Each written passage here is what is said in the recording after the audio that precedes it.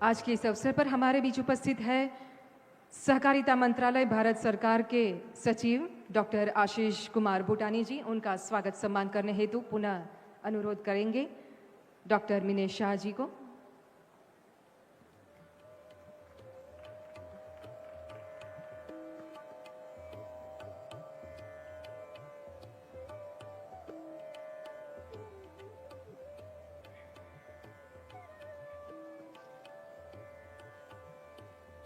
बहुत बहुत धन्यवाद। आइए एक बार फिर जोरदार तालियों के साथ मंचासीन सभी अतिथियों का हम स्वागत अभिवादन करते हैं।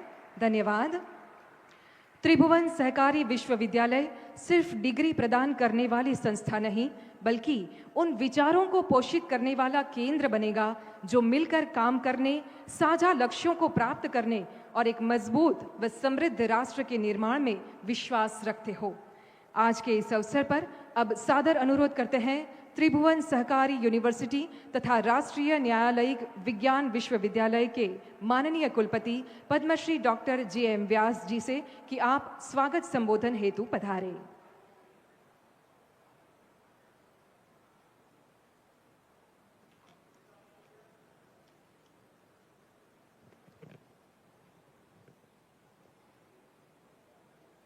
नमस्कार। આજના સમારંભના મુખ્ય અતિથિ પરમ આદરણીય શ્રી અમિતભાઈ શાહજી, માનનીય કેન્દ્ર ગૃહ અને સહકાર મંત્રી શ્રી, ગુજરાતના લાડીલા મુખ્યમંત્રી શ્રી ભૂપેન્દ્રભાઈ પટેલજી, ગુજરાત રાજ્યના માનનીય અધ્યક્ષ શ્રી શંકરભાઈ ચૌધરીજી, माननीय केंद्र सरकार राज्य मंत्री श्री कृष्णपाल गुर्जर जी, माननीय केंद्रीय सहकार राज्य मंत्री श्री मुरलीधर मनोहर जी, माननीय आरोग्य शिक्षण और कायदा मंत्री श्री ऋषिकेश भाई पटेल जी, माननीय सहकार मंत्री श्री गुजरात सरकार श्री जगदीश भाई विश्वकर्मा जी, माननीय सांसद श्री मितेश भाई पटेल जी, सचिव श्री सहकार मंत्रालय भारत सरकार डॉक्टर आशीष कुमार भूटानी जी, NDDB ना चेयरमैन डॉक्टर मिनेश शाह जी, बहनों भाइयों अने मित्रों, नमस्कार। आजना आ ऐतिहासिक प्रसंगे आप सौનું स्वागत करता खूब हर्ष અને સન્માનની લાગણી અનુભવું છું। આપ સૌ જાણો છો એમ આ સહકાર ક્ષેત્રની દેશની પ્રથમ યુનિવર્સિટી અને હું જોતો તો વિશ્વની પણ કદાચ પ્રથમ યુનિવર્સિટી જ છે, કારણ કે એક બે જગ્યાએ એકાદ બે દેશોમાં ચાલે છે પણ એ ઇન્સ્ટિટ્યૂટના સ્વરૂપમાં છે, પરંતુ સહકારતા ક્ષેત્રની જો યુનિવર્સિટી બની હોય, જે ફૂલ ફ્લેજ યુનિવર્સિટી બનવા જઈ રહી છે, તો એ કદાચ આ પ્રથમ જ યુનિવર્સિટી હશે જેનો શ્રેય, જેની દીર્ઘદ્રષ્ટિ, જેનું વિઝન, જેનું માર્ગદર્શન આપણા માનનીય પ્રધાનમંત્રી શ્રી નરેન્દ્ર મોદીજી અને આપણા ગૃહ અને સહકારિતા મંત્રી શ્રી અમિત શાહજીને જાય છે। આ એક અલગ પ્રકારનું જ વિઝન હતું અને મને એવું લાગે છે કારણ કે એક તો સરદાર વલ્લભભાઈ પટેલની 150મી જન્મ જયંતિ પણ ઉજવાઈ રહી છે અને સાથે સાથે આ વર્ષ જે છે એ પણ આંતરરાષ્ટ્રીય કોઓપરેટિવ યર એટલે સહકારિતા માટેનું આ આંતરરાષ્ટ્રીય વર્ષ પણ છે। તો આ એક ખૂબ શુભ સંજોગ છે કે આંતરરાષ્ટ્રીય સહકારિતા વર્ષ પણ છે અને જોગાણજોગ વલ્લભભાઈ પટેલજીની 150મી જન્મજયંતિ પણ છે। એના ભાગરૂપે આ એક બહુ મોટું કદમ છે સહકારી ક્ષેત્રે આવી મહત્ત્વની યુનિવર્સિટી બનાવવી। એના માટે હું અમિત શાહ સાહેબ અને આપણા માનનીય વડાપ્રધાન નરેન્દ્ર મોદી સાહેબનો ખૂબ ખૂબ આભારી છું અને આણંદને આ એક બહુ મોટી અમૂલ્ય ભેટ મળી છે એવું પણ હું કહીશ। 3 મહિનાથી યુનિવર્સિટી શરૂ થઈ છે અને મારા પર વિશ્વાસ કરી અને સરકારશ્રીએ આ ચાર્જ મને અત્યારે આપ્યો છે. 3 મહિનામાં ઘણી બધી કાર્યવાહી કરી લીધી અને ગઈકાલે જ અમે 3 અગત્યના કોર્સ પણ ચાલુ કરવાની જાહેરાત કરી છે. પેપરમાં પણ એડવર્ટાઇઝમેન્ટ આપી છે, જેમાં એગ્રીકલ્ચરના બિઝનેસ મેનેજમેન્ટમાં એક કોર્સ કરીએ છીએ, એક કોઓપરેટિવ મેનેજમેન્ટનો કોર્સ છે અને એક બેન્કિંગ ક્ષેત્રે અને ફાઇનાન્સ એમાં મેનેજમેન્ટનો એક કોર્સ છે. એટલે એગ્રીકલ્ચર એટલે ખેડૂતો માટેના નિષ્ણાતો તૈયાર કરવાના મેનેજમેન્ટ એરિયામાં, કોઓપરેટિવ ક્ષેત્રના નિષ્ણાતો અને બેન્કિંગ ક્ષેત્રના નિષ્ણાતો, આ 3 ખૂબ અગત્યની જરૂરિયાત છે દેશ માટે. એટલે આ 3 કોર્સ શરૂ કરીએ છીએ અને 1 વર્ષમાં બીજા 3 કોર્સ નવા પણ શરૂ કરી કુલ 6 કોર્સ ચાલુ કરવાનું આયોજન છે. આ ક્ષેત્ર એટલું બધું વિશાળ છે કે જેમાં રિસર્ચની અને તાલીમની પણ ખૂબ જરૂર છે, જેથી કરીને જે કોઓપરેટિવ સંસ્થાનો છે એનું કેપેસિટી બિલ્ડિંગ સરસ રીતે થઈ શકે.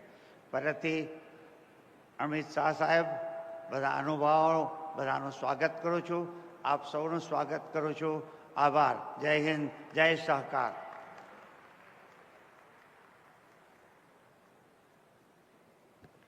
बहुत बहुत धन्यवाद माननीय कुलपति महोदय आपका। भारत सरकार के सहकारिता मंत्रालय की पहल से तथा एनसीईआरटी के सहयोग से स्कूली छात्रों के लिए एक सहकारिता के ऊपर विशेष द्विभाषीय मॉड्यूल तैयार किया गया है। मैं अनुरोध करना चाहूँगी राष्ट्रीय सहकारी प्रशिक्षण परिषद की सचिव सुश्री मीनू शुक्ला पाठक जी से कि आप इस मॉड्यूल की प्रतियां माननीय केंद्रीय मंत्री तथा मंचासीन अतिथियों को प्रस्तुत करें और सादर अनुरोध माननीय केंद्रीय मंत्री जी से कि आप इसका अनावरण करें।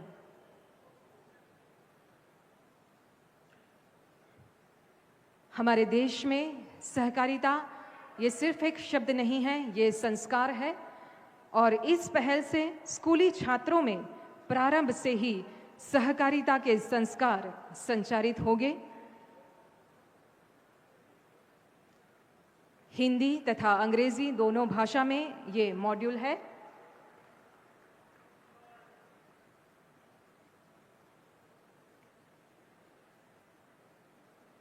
बहुत बहुत धन्यवाद माननीय केंद्रीय मंत्री जी एवं सभी गणमान्य अतिथियों का। और अब सादर आमंत्रित करते हैं गुजरात के यशस्वी, जनप्रिय एवं कर्मठ मुख्यमंत्री महोदय माननीय श्री भूपेंद्र भाई पटेल जी को अपने प्रेरणादायी उद्बोधन के लिए पधारे। आवो खूब ताड़ियोंथी आवकारीए।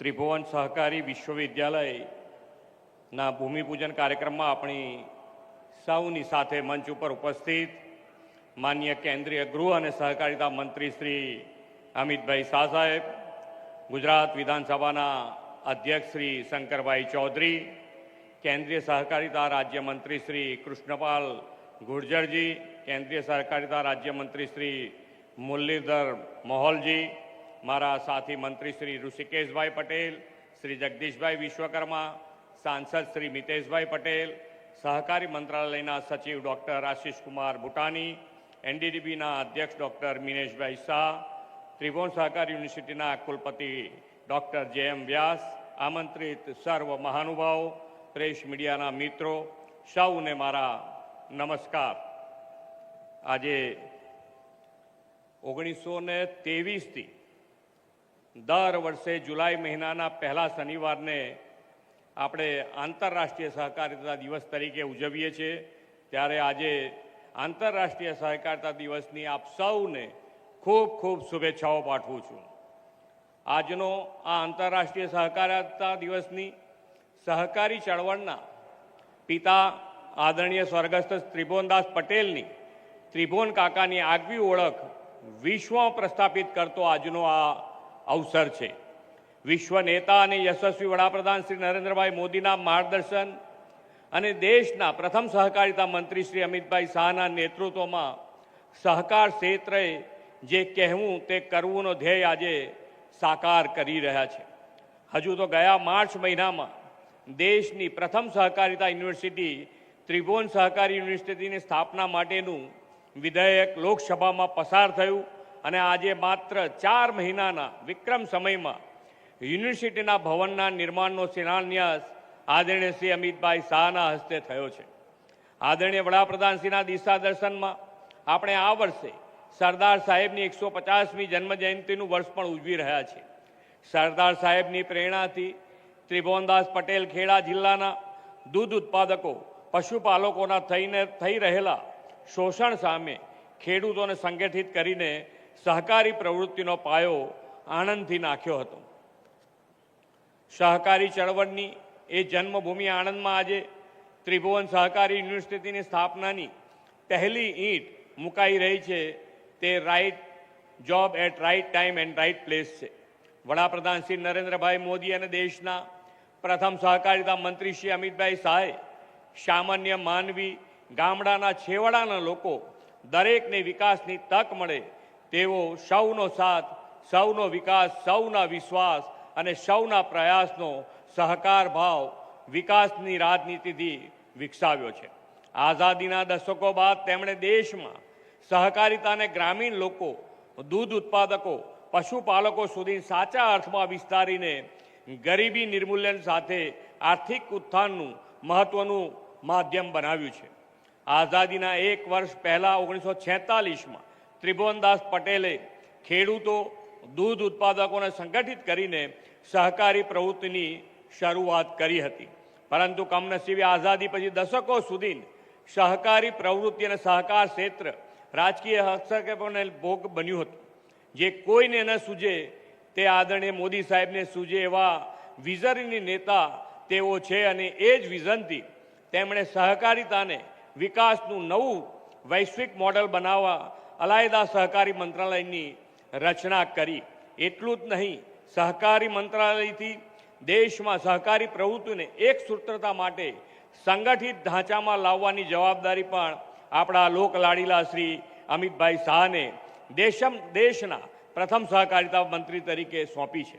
શ્રી અમિતભાઈ શાહે સહકારિતાને રાષ્ટ્રીય વિકાસની મુખ્ય ધારામાં લાવવા સફળ પરિણામદાયી પ્રયાસો કર્યા છે. સહકાર ક્ષેત્રે વિશ્વ માટે આર્થિક વ્યવસ્થા છે, પરંતુ આપણા માટે સહકાર એ પારંપરિક જીવનનું દર્શન છે. લોકો હળીમળીને આગળ વધે, સમાજ અને ગામનો વિકાસ કરે એ આપણી સંસ્કૃતિ રહી છે અને તેથી જ આપણે ત્યાં કહેવત છે, વિના સહકાર નહીં ઉદ્ધાર. વડાપ્રધાનશ્રી આ ભાવનાને વ્યાપક બનાવીને દરેક ગામો, ખેડૂત, પશુપાલકોને સહકાર સાથે જોડીને સહકારિતાને દેશનો આત્મા બનાવીને સહકારથી સમૃદ્ધિનો મંત્ર આપ્યો છે. દેશના પ્રથમ સહકારિતા મંત્રી તરીકે આદરણીય શ્રી અમિતભાઈ શાહ સાહેબે આ માટે સહકારી ક્ષેત્રે પોલિસી રિફોર્મ્સ, સંસ્થાકીય સુદૃઢીકરણ અને કુશળ તથા સમાવેશી સહકારી માળખું સુનિશ્ચિત કર્યું છે. આજે વૈશ્વિક સ્પર્ધા, ક્લાઇમેટ ચેન્જ અને ડિજિટલાઇઝેશનના યુગમાં સહકારી માળખાને નવા રિસર્ચ એન્ડ ડેવલપમેન્ટ અને ઇનોવેશન સાથે વધુ સશક્ત કરવાની પણ એટલી જ આવશ્યકતા છે. ભવિષ્યના પડકારોનો સામનો કરવા સહકારી ક્ષેત્રને સજ્જ બનાવવાના તાલીમબદ્ધ, જાણકાર અને સમર્પિત યુવા નેતૃત્વ તૈયાર કરવાના વિઝન સાથે આ ત્રિભુવન યુનિવર્સિટીની સ્થાપના કરવામાં આવી છે. 125 એકરમાં આકાર પામવા જઈ રહેલી ત્રિભુવન સહકારી યુનિવર્સિટી સહકારી ક્ષેત્રે એક ન્યૂ એજ કોઓપરેટિવ કલ્ચરનું નિર્માણ કરશે. ગ્રામીણ ભારતના વિકાસને સમર્પિત સહકારી મૂલ્યોનું સન્માન અને મૂલ્યનિષ્ઠ જવાબદારી સાથે વિકસિત ભારત માટે સહકાર ક્ષેત્રને વધુ સંગીન બનાવનારી એક આખી યુવા પેઢી આ યુનિવર્સિટીમાં તૈયાર થશે એવો મને ચોક્કસ વિશ્વાસ છે. ત્રિભુવનદાસ પટેલની પ્રેરણાથી જ કાર્યરત એનડીબીએ આ યુનિવર્સિટીની સ્થાપનામાં મહત્વપૂર્ણ ભૂમિકા નિભાવી છે. આદરણીય વડાપ્રધાનશ્રીએ સૌના સાથ, સૌનો વિકાસ, સૌનો વિશ્વાસ અને સૌના પ્રયાસ દ્વારા સહકારથી સમૃદ્ધિ, વિકસિત ભારતના નિર્માણનો સંકલ્પ કર્યો છે. વિકસિત ભારત ગ્રામીણ અર્થતંત્રથી લઈને જ્ઞાન વિજ્ઞાનના ક્ષેત્રમાં પણ વિશ્વનું માર્ગદર્શન કરે એવી તેમની નેમ છે. ગુજરાત વડાપ્રધાનશ્રીની આ નેમને પાર પાડવા સંપૂર્ણ પ્રતિબદ્ધ છે. તેમાં વિશ્વને કોઓપરેટિવ સ્પિરિટનું દિશાદર્શન કરનારી ત્રિભુવન સહકારી યુનિવર્સિટી પણ આજે ભેટ મળી રહી છે. વડાપ્રધાન શ્રી મોદી સાહેબના આ ત્રીજા કાર્યકાળ મોદી 3.0માં ભારત વિશ્વની ત્રીજી મોટી અર્થવ્યવસ્થા બનવા તરફ આગળ વધી રહ્યું છે. કૃષિ, પશુપાલન, દૂધ ઉત્પાદનના સમગ્ર ગ્રામીણ અર્થતંત્રનું આ માટે મહત્વનું યોગદાન રહેવાનું છે. તેમાં આ ત્રિભુવન સહકારી યુનિવર્સિટી ઉદ્દીપક બનશે. દેશના પ્રથમ સહકારિતા મંત્રી શ્રી અમિતભાઈ શાહના નેતૃત્વમાં ત્રિભુવન કાકાની સહકારની આગવી વિરાસતને આવનારી પેઢીઓ સુધી પહોંચાડીને વિરાસત બી વિકાસ બીનો વડાપ્રધાનશ્રીનો મંત્ર આ યુનિવર્સિટી સહકારિતાનું વૈશ્વિક જ્ઞાન ઉર્જા કેન્દ્ર બનીને સાકાર કરશે એવા વિશ્વાસ સાથે વિરમું છું. ભારત માતા કી જય. વંદે માતરમ. જય જય ગરવી ગુજરાત.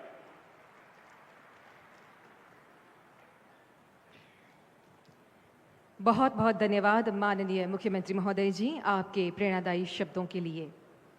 अभी कुछ ही देर पहले ही हमने देखा कि माननीय केंद्रीय मंत्री श्री अमित शाह जी ने अपने शुभ हस्तों से त्रिभुवन सहकारी यूनिवर्सिटी की नींव रखी।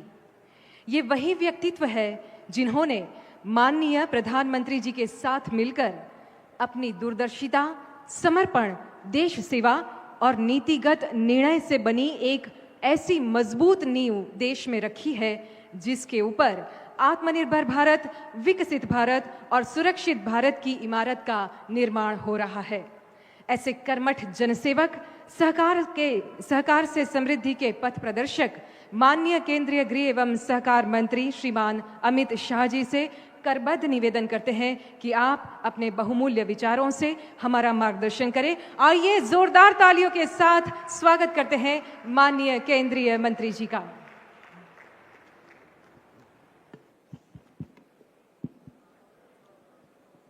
मेरे साथ बोलिए, भारत माता की। सहकारिता क्षेत्र के इतिहास में और सहकारिता क्षेत्र के भविष्य के लिए बहुत महत्वपूर्ण और अद्वितीय कार्यक्रम में मेरे साथ मंच पर उपस्थित श्रीमान भूपेंद्र भाई पटेल, गुजरात सरकार के लोकप्रिय मुख्यमंत्री, श्रीमान शंकर भाई चौधरी, अध्यक्ष गुजरात विधानसभा और गुजरात के प्रमुख सहकारी नेता श्री कृष्णपाल जी, सहकारिता मंत्रालय में मेरे साथी मंत्री श्री मुरलीधर महल जी, सहकारिता मंत्रालय में मेरे साथी मंत्री श्रीमान ऋषिकेश पटेल, उच्च और तकनीकी शिक्षा विभाग गुजरात के मंत्री श्री जगदीश विश्वकर्मा, सहकारिता मंत्री गुजरात राज्य, यहाँ के लोकप्रिय सांसद बकाभाई पटेल, श्री आशीष भाई भूतानी, सचिव सहकारिता श्री JM व्यास, कुलपति त्रिभुवन सहकारी यूनिवर्सिटी डॉक्टर मीनेश शाह, अध्यक्ष NDDB और भूतपूर्व अध्यक्ष इरमा, और आज गुजरात और देश भर से सहकारिता के अलग अलग क्षेत्र पर, राष्ट्रीय स्तर पर, राज्य स्तरीय और गुजरात में जिला स्तरीय काम करने वाले सभी सहकारिता क्षेत्र के नेताओं को, सहकारी कार्यकर्ताओं को मैं मनपूर्वक प्रणाम करता हूं। मित्रों, आज का दिन सहकारिता क्षेत्र के लिए बहुत महत्वपूर्ण दिन है। जब देश के प्रधानमंत्री नरेंद्र मोदी जी ने तय किया कि करोड़ों गरीब, करोड़ों ग्रामीण, उनके जीवन में आशा का संचार, उनकी आर्थिक समृद्धि के लिए देश में सहकारिता मंत्रालय की स्थापना की जाए, उसके बाद सहकारिता मंत्रालय ने राष्ट्रीय स्तर पर केंद्र में एक अलग मंत्रालय की स्थापना हुई। मंत्रालय की स्थापना के बाद चुने हुए देश भर के 16 सहकारी नेताओं के साथ में बैठा था। कई बार मीटिंग हुई, उन्होंने अकेले में भी कई बार मीटिंग करी और सहकारिता क्षेत्र के विकास के लिए, इसके संवर्धन के लिए और उसके सम विकास के लिए कश्मीर से कन्याकुमारी तक, हर राज्य के हर जिले की हर तहसील तक सहकारिता आंदोलन कैसे पहुंचे और उसके लिए क्या क्या कमियां रह गई और क्या क्या करना चाहिए, वो कारणों की एक सूची बनी, एक्शनेबल पॉइंट की एक सूची बनी और वो सूची के आधार पर कल 4 साल पूरे हो जाएंगे। मैं पीछे मुड़कर देखता हूं तो 60 नए इनिशिएटिव भारत सरकार के सहकारिता मंत्रालय ने लिए हैं और वो 60 के 60 इनिशिएटिव सहकारिता आंदोलन को चिरंजीव बनाने के लिए, सहकारिता आंदोलन के समान रूप से विकसित करने के लिए, सहकारिता आंदोलन को पारदर्शी बनाने के लिए, सहकारिता आंदोलन को लोकतांत्रिक बनाने के लिए, सहकारिता के माध्यम से किसान की खेती के अलावे जो इनकम होती है उसको बढ़ाने के लिए और सहकारिता आंदोलन में मातृशक्ति और युवाओं की सहभागिता बढ़ाने के लिए है। मगर आज हम जो करने जा रहे हैं, वास्तव में तो आज मुझे नाम याद नहीं है, शायद सहकारिता मंत्रालय के ही कर्मचारी थे, लक्ष्मी नारायण स्वरूप में बैठकर उन्होंने भूमि पूजन किया तो सहकारिता की यूनिवर्सिटी, त्रिभुवन यूनिवर्सिटी की नींव डालने का काम वहीं हो गया है। परंतु आज जो हम करने जा रहे त्रिभुवन सहकारी यूनिवर्सिटी का शिलान्यास करने जा रहे हैं, वो सहकारिता क्षेत्र को मजबूत करने के लिए सारी की सारी कमियों की पूर्ति करने वाला ये एकमात्र इनिशिएटिव है, एकमात्र इनिशिएटिव। सहकारिता आंदोलन देश भर में बहुत तेजी से आगे बढ़ता जा रहा है। 40 लाख कर्मी सहकारिता आंदोलन के साथ जुड़े हैं। 80 लाख बोर्ड्स के मेंबर, पैक्स से लेकर एपेक्स तक, प्राथमिक डेयरी से लेकर नेशनल फेडरेशन तक और कई सारी मछुआरा समिति, हाउसिंग सोसाइटी में 80 लाख बोर्ड के सदस्य हैं और 30 करोड़ लोग, देश का हर चौथा व्यक्ति सहकारिता आंदोलन से जुड़ा हुआ है। परंतु इस क्षेत्र के विकास के लिए इसकी जो रीढ़ की हड्डी है वो सहकारिता के कर्मचारी और सहकारी कमेटी के सदस्य, उनकी ट्रेनिंग के लिए, उनके प्रशिक्षण के लिए कोई सुचारू व्यवस्था नहीं थी। एक और कमी की ओर मैं ध्यान दिलाना चाहता हूं। पहले हम कोऑपरेटिव में किसी को भर्ती करते थे, उसको नौकरी देते थे, फिर उसको ट्रेनिंग करते थे। मगर अब ये यूनिवर्सिटी बनने के बाद जो जिन्होंने ट्रेनिंग की है, पढ़ाई लिखाई की है, उसी को ही नौकरी मिलेगी। इसके लिए प्रावधान हो जाएगा। अब मैं जो बोलने जा रहा हूं आपको शायद पसंद नहीं आएगा। इसके कारण सहकारिता में जो भाई भतीजेवाद का आरोप था वो भी चला जाएगा। जो सहकारिता यूनिवर्सिटी में से बाहर निकलेगा उसी को नौकरी मिलेगी। इससे पारदर्शिता भी आएगी और अनेक प्रकार के नए कोर्स, टेक्निकल तज्ञता तो आएगी ही, अकाउंटेंसी की तज्ञता तो आएगी ही, वैज्ञानिक अप्रोच तो आएगा ही, मार्केटिंग के सारी गुण वो सीखकर भी आएगा, परंतु साथ में सहकारिता के संस्कार भी सीखकर आएगा कि ये जो आंदोलन है देश की गरीब महिला के लिए है, देश के दलित के लिए है, देश के आदिवासी के लिए। इस प्रकार से कई प्रकार की समस्याओं का समाधान इस सहकारी यूनिवर्सिटी के आधारशिला रखने में। मित्रों, मोदी जी ने तय किया है 2 लाख नए पैक्स बनाए जाए। बाकी सारा विस्तार छोड़ दीजिए, सिर्फ 2 लाख नए पैक्स का ही निर्णय करते हैं जो बन रहे हैं। और मुझे विश्वास है कि इस वर्ष तक हम 60,000 बना लेंगे तो 2 लाख पैक्स में ही 17 लाख कर्मचारी चाहिए। और कई सारी जिला डेयरियां बन रही है, कई सारी डेयरीज बन रही है। ये सब के लिए ट्रेन मैन पावर की जरूरत पड़ेगी जो त्रिभुवन सहकारिता विश्वविद्यालय पूरा करेगा। आज यहां पर 125 एकड़ में 500 करोड़ की लागत से विश्व का पहला त्रिभुवन सहकारी यूनिवर्सिटी का आधारशिला रखने का काम किया।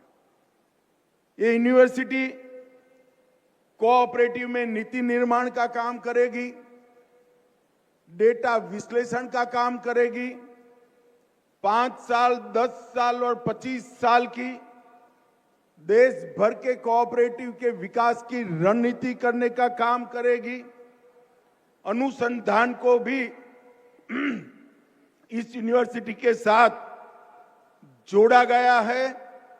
और सबसे बड़ी बात है, ये यूनिवर्सिटी सिर्फ सहकारी कर्मचारी पैदा नहीं करेगी, यहां से त्रिभुवन भाई जैसे समर्पित सहकारी नेता भी पढ़ लिख कर सहकारिता क्षेत्र की नेतृत्व करेंगे।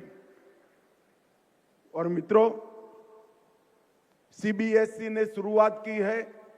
भूपेंद्र भाई विधानसभा अध्यक्ष और शिक्षा मंत्री तीनों यहां बैठे हैं। मेरा आग्रह है कि सीबीएसई ने पुस्तकों में, अभ्यासक्रम में 9 से 12 तक की कक्षा में सहकारिता विषय को जोड़ा है। गुजरात सरकार भी अपने अभ्यासक्रमों में सहकारिता विषय को जोड़े, जिससे आम लोग सहकारिता के महत्व को जाने। मित्रों, जब मैं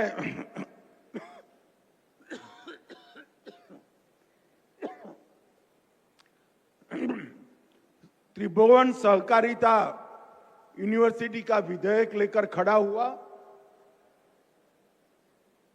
उसके पहले अध्यक्ष जी ने मुझे चैम्बर में बुलाया।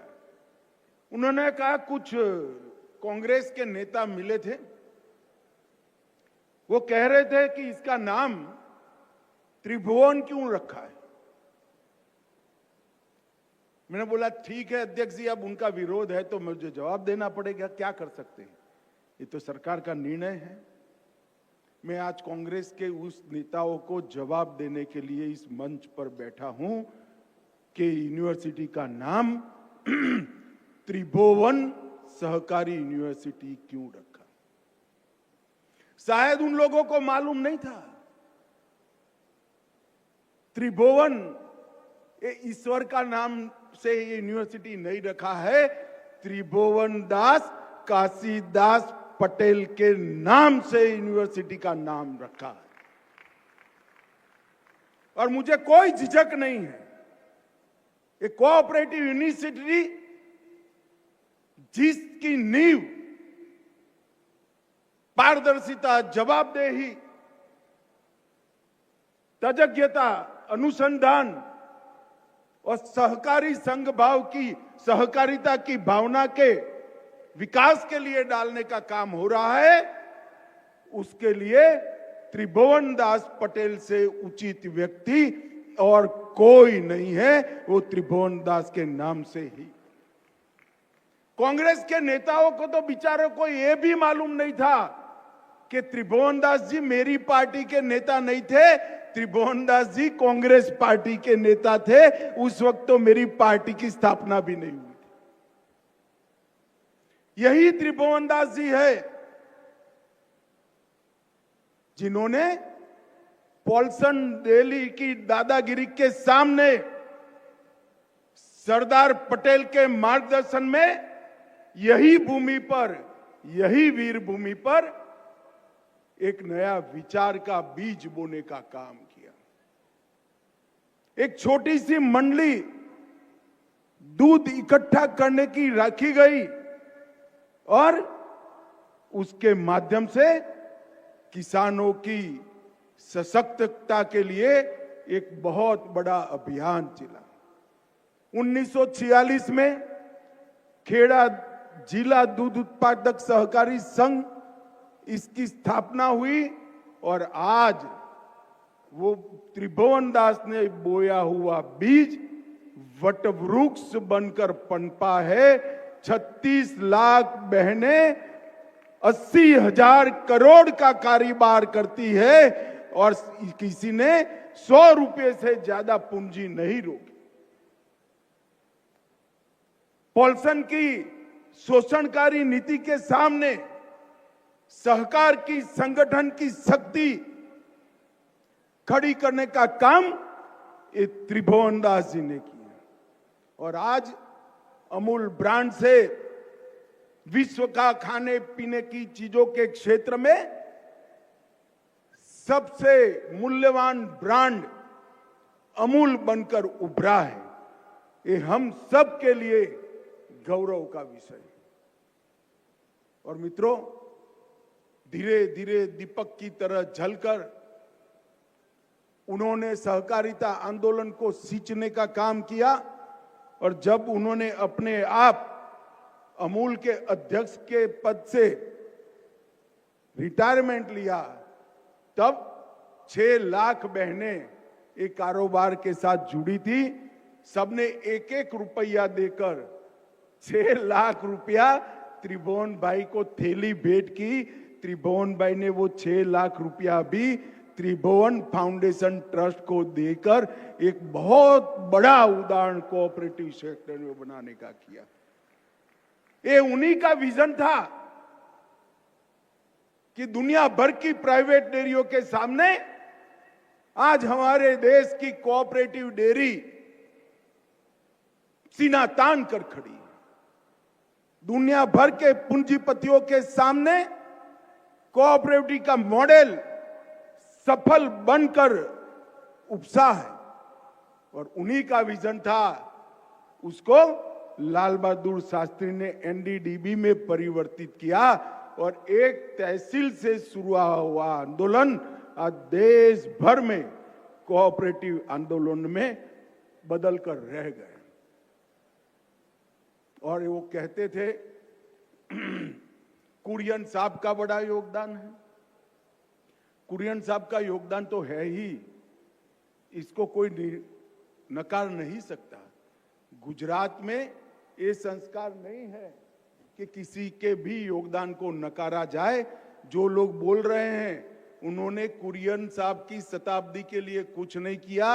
ये अमूल ही है जो कुरियन का शताब्दी वर्ष मनाने का काम कर रहा है।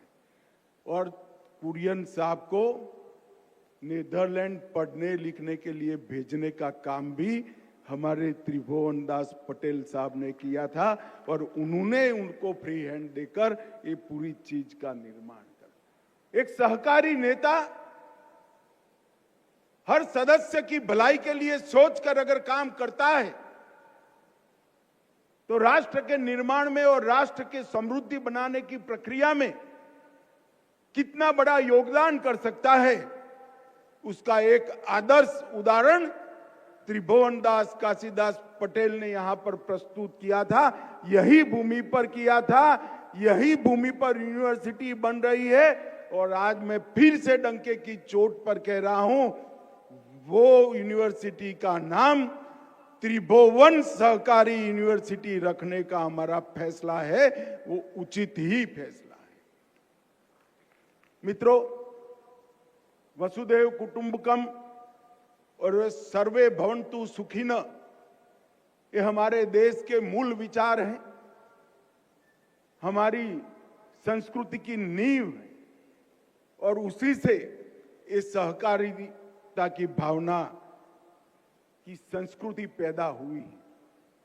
ये संस्कृति आर्थिक कल्याण के साथ साथ मानव कल्याण, पशु कल्याण और पर्यावरण को समृद्ध करने के साथ साथ अब गरीब कल्याण के क्षेत्र में भी अपना योगदान दे रहा है। 30 करोड़ सदस्य जिसके है, ऐसा एक आंदोलन जिसकी एक प्रकार से शिक्षा के बारे में एक बड़ा वैक्यूम का अनुभव होता जाता था। शिक्षा में वैक्यूम था तो नवाचार और प्रशिक्षण में भी वैक्यूम आया, संस्थाओं के बीच में समन्वय में भी वैक्यूम आया और सहकारिता यूनिवर्सिटी बनने के साथ ही ये त्रिभुवन सहकारिता यूनिवर्सिटी ये सारे वैक्यूम को समाप्त कर देगी। नीतियों का भी निर्माण करेगी, नवाचार को बढ़ावा देगी, अनुसंधान का नींव डालेगी, प्रशिक्षण तो करेगी ही करेगी और देश भर के सहकारी संस्थाओं के प्रशिक्षण का एक ही समान प्रकार से कोर्स बनाकर देश भर की सहकारिता को एक ही प्रकार से आगे बढ़ाने का काम ये यूनिवर्सिटी करेगी। पहले प्रतिभाएं थी मगर प्लेटफॉर्म नहीं था, अब उन प्रतिभाओं को ये यूनिवर्सिटी प्लेटफॉर्म देने का काम करे। दिशा तो दिखाई थी त्रिभुवन काका जैसे लोगों ने, परंतु मार्गदर्शन नहीं था। यहां से नीति बनकर वो दिशा पर किस रास्ते पर चलना, उसका मार्गदर्शन भी मिलेगा। आत्मनिर्भरता थी परंतु पूंजी नहीं थी। पूंजी कैसे प्राप्त की जाए और प्राप्त की हुई पूंजी कैसे मुनाफे के साथ लौटाई जाए, इसकी तज्ञता भी यहीं से आएगी। और योजनाएं तो बनती थी मगर जमीन पर नहीं उतरती थी। 2 लाख पैक्स और पुराने 85,000 पैक्स के माध्यम से सभी योजनाओं को जमीन तक उतारने का काम ये त्रिभुवन सहकारिता यूनिवर्सिटी देखेगी। एक प्रकार से देखा जाए तो इस मेगा वैक्यूम को भरने का काम त्रिभुवन सहकारिता यूनिवर्सिटी करेगी।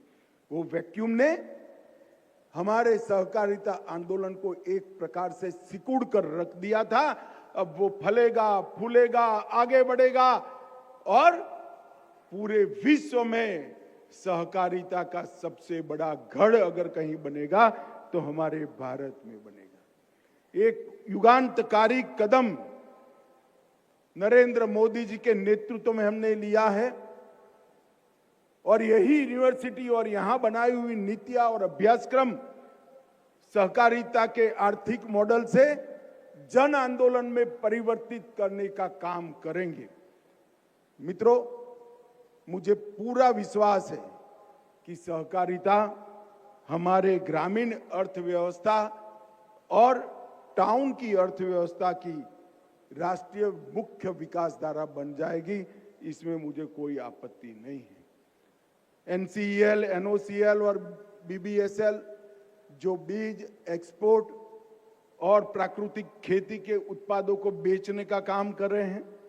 विश्व की सबसे बड़ी अन्न भंडारण योजना हमने आगे बढ़ाई है और इसके साथ साथ कई सारे इनिशिएटिव हमने लिए हैं, परंतु ये सब के लिए योग्य कर्मचारी मिलना, ये सब के लिए योग्य सहकारिता आंदोलन के सिपाही मिलना, ये काम ये यूनिवर्सिटी करेगी। पैक्स, डेयरी, मत्स्य पालन, शहरी सहकारी बैंक, आवास, क्रेडिट और खादी ग्राम उद्योग, कई सारे क्षेत्रों में अब एक्सपर्टी की जरूरत है। हम कोऑपरेटिव टैक्सी भी लाना चाहते हैं, कोऑपरेटिव इंश्योरेंस कंपनी भी बनाना चाहते हैं। अगर ये सब करना है तो हमें हर क्षेत्र के विशेष ज्ञान वाले अधिकारी भी चाहिए, कर्मचारी भी चाहिए और सहकारी नेता भी चाहिए। अब पैक्स नई पीढ़ी की सहकारिता को स्टार्टअप के साथ जोड़ेंगे। डिजिटल प्लेटफॉर्म, डेटा ड्रिवन निर्णय और डेटा के आधार पर एनालिसिस कर नीतियों का निर्माण करना है, वो हमारी यूनिवर्सिटी करेगी। इसमें डिजाइन और विषय वस्तु का मानकीकरण, सहकारी क्षेत्र में उत्कृष्ट केंद्रों का स्थापन, अनुसंधान केंद्र और हर राज्य में संबद्ध कोऑपरेटिव प्रशिक्षण के संस्थान बनाने का काम ये यूनिवर्सिटी करेगी। शुरुआत अभी हुई है, पूरा अभ्यासक्रम बनाने की प्रक्रिया भी चल पड़ी है। इससे मैं आज पूरे देश के सहकारिता क्षेत्र का आह्वान करना चाहता हूं कि देश भर के सहकारिता के प्रशिक्षण से जुड़े हुए विशेषज्ञ सहकारिता यूनिवर्सिटी, त्रिभुवन सहकारी यूनिवर्सिटी से जुड़े और अपना योगदान दे। भाइयों बहनों, मुझे विश्वास है कि यूनिवर्सिटी आने वाले दिनों में देश भर की सहकारिता को मजबूत करेगी, आगे बढ़ाएगी और एक प्रकार से सहकारी कार्यकर नाते मुझे संतोष भी है, मोदी जी ने आज त्रिभुवन काका को सच्ची श्रद्धांजलि देने का काम किया है। हम सब ने त्रिभुवन काका के योगदान को एक बार जोर से ताली बजाकर समग्र देश के सामने रखना चाहिए। और आज इस पुण्य कार्य में आप सभी लोग जुड़े हैं, आप सभी का बहुत बहुत धन्यवाद। और यूनिवर्सिटी के संचालक जो नए बने हैं वो सभी को अनंत अनंत शुभकामनाएं। वंदे मातरम। बहुत बहुत धन्यवाद माननीय केंद्रीय मंत्री जी, आपके प्रेरणादायी मार्गदर्शन के लिए। सहकारिता के संस्कार और वैज्ञानिक आविष्कार, आज का ये दिन शिक्षा के क्षेत्र में, सहकारिता के क्षेत्र में स्वर्णिम अक्षरों में लिखा जाएगा। अपनी गरिमामयी उपस्थिति, दिशा दर्शन एवं मार्गदर्शन के लिए पुनः आपका अंतःकरणपूर्वक आभार प्रकट करते हैं। साथ ही सभी का बहुत बहुत धन्यवाद। सरदार पटेल जी, त्रिभुवन दास पटेल जी को कोटि कोटि नमन करते हुए मां भारती के चरणों में भी वंदन करते हैं। आइए हम सब अपने अपने स्थान पर खड़े होकर राष्ट्रगान करेंगे। રાષ્ટ્રગીતના સન્માનમાં આપણે સૌ પોતપોતાના સ્થાન પર ઊભા થઈશું। जनगण मन अधिनायक जय हे भारत भाग्य विधाता। पंजाब सिंध गुजरात मराठा द्राविड़ उत्कल बंगा। विंध्य हिमाचल यमुना गंगा उच्चल जलधि तरंगा। तव शुभ नामे जागे तव शुभ आशीष मांगे। गाहे तव जय गाथा जन गण मंगलदायक जय हे भारत भाग्य विधाता। जय हे जय हे जय हे जय जय जय जय हे।